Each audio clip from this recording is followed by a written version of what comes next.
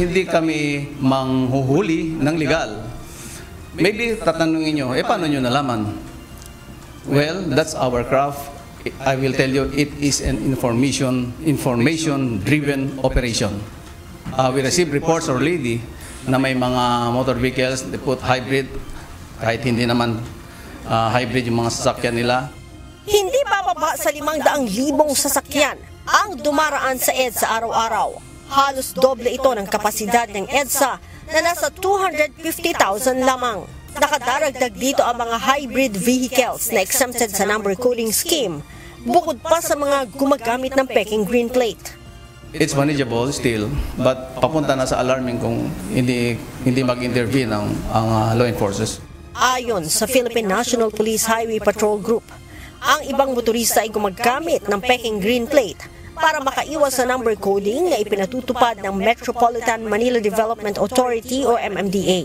Bunsod nito, magsasagawa ng malawakang crackdown ang PNP-HPG laban sa mga gumagamit ng mga peking green plates.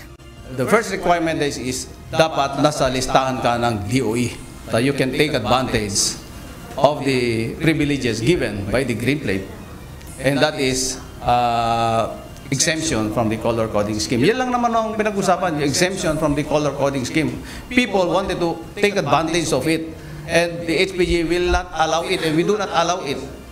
The last time we were talking about congestion. Ito, tatanggalin natin konti yung congestion.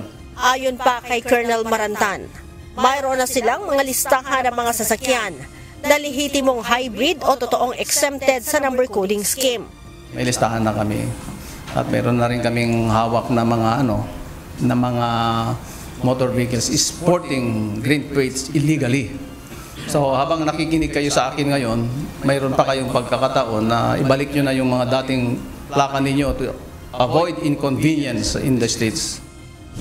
Sa kanilang gagawing operasyon, tatanggalan ng plaka at i-issuehan ng citation ticket ang mga driver nang mahuhuling gumagamit ng peking green plates. Pwede namin tanggalin yung plaka agad, bigyan namin sila ng ticket kaagad at kunin nila bayaran nila yung mga tickets nila for violations or particular violations before the LTO office, and there ayusin na nila yung plaka nila. Kasama rin sa tututukan ng Highway Patrol Group ang mga lumalabag sa Republic Act 10586 o Anti-Drunk and Drug Driving Act o mga driver na nagmamaneho ng nasa ilalim ng impluwensya ng alak at iligal na droga.